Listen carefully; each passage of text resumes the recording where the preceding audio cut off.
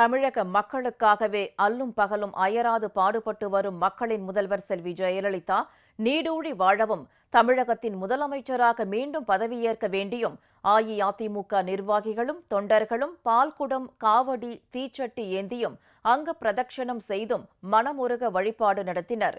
தமிழகம் மட்டுமின்றி டெல்லி, ஆந்திரா உள்ளிட்ட பிற மாநிலங்களிலும் மக்களின் முதல்வருக்காக சிறப்பு வழிபாடுகள் நடைபெற்றன.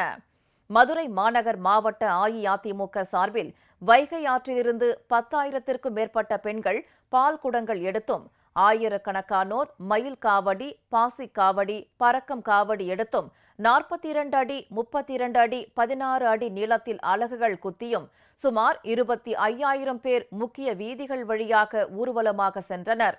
அமைச்சர் திரு செல்லூர் கே. ராஜு உள்ளிட்டோரும் பங்கேற்றனர்.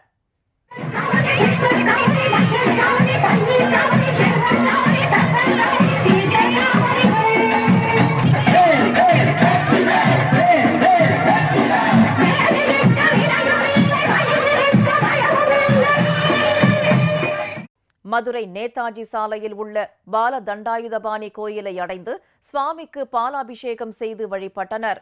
மதுரை மாநகர வீதிகளில் மக்கள் கூட்டம் நிரம்பி வழிந்தது. ஆங்காங்கே தண்ணீர், மோர், இளநீர் வழங்கப்பட்டன. மக்களின் முதல்வர் செல்வி ஜெயலலிதாவின் பிறந்த நாளையொட்டி மதுரை மாநகரம் சித்திரை திருவிழா போல் விழாக்கோலம் பூண்டிருந்தது. இது மக்களின் முதல்வரின் பால் பொதுமக்கள் கொண்டுள்ள அன்பையும் மரியாதையையும் வெளிப்படுத்துவதாக அமைந்திருந்தது. சென்னை மயிலை அருள்மிகு கபாலீஸ்வரர் திருக்கோயிலில் லலிதா சகசர நாமத்துடன் சிறப்பு வழிபாடு நடைபெற்றது. அமைச்சர் திரு ஆர். காமராஜ் சிறப்பு வழிபாடு நடத்தினார். கரூர் மாவட்ட கழகம் சார்பில் அருள்மிகு ஆறுமுக பெருமான் கோயிலில் சிறப்பு யாகம் நடைபெற்றது. அன்னதானமும் வழங்கப்பட்டது. அமைச்சர் திரு வி. செந்தில் பாலாஜி, கழக நிர்வாகிகள், பொதுமக்கள் பங்கேற்றனர். மேலும் கரூர் அருள்மிகு மாரியம்மன் ஆலயத்தில் அமைச்சர் உள்ளிட்டோர் தங்கத்தேர் இழுத்து வழிபட்டனர். வடபழனி முருகன் கோயிலில் கழக மகளிரணி செயலாளர் திருமதி சசிகலா புஷ்பா எம்பி உள்ளிட்டோர் அங்க பிரதட்சணம் செய்து பிரார்த்தனை மேற்கொண்டனர். நாகை மாவட்டம் எட்டுக்குடி முருகன் கோயில், வேளாங்கண்ணி மாதா கோயில் மற்றும் நாகூர் தர்காவில் நடைபெற்ற சிறப்பு வழிபாட்டில் அமைச்சர் திரு கே. ஏ. ஜெயபால் உள்ளிட்டோர் கலந்து கொண்டனர். மாதானம் முத்துமாரியம்மன் ஆலயத்தில் 167 பெண்கள் அங்க பிரதட்சணம் செய்தனர்.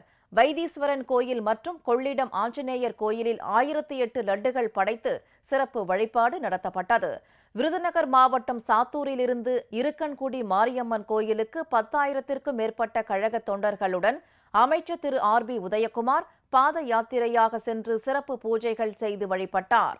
ஸ்ரீவில்லிபுத்தூர் ஆண்டார் கோயிலில் இருந்து 1067 பெண்கள் பால்குடம் சுமந்து அம்மனை வழிபட்டனர். அமைச்சர் திரு கே. டி. ராஜேந்திர பாலாஜி மற்றும் கழக தொண்டர்கள் பங்கேற்றனர். கன்னியாகுமரி மாவட்ட அஇஅதிமுக சார்பில் சாமித்தோப்பு வைகுண்டர் தலைமைப்பதியில் 67 சந்தனக்குட ஊர்வலமும் அன்னதானமும் நடைபெற்றது.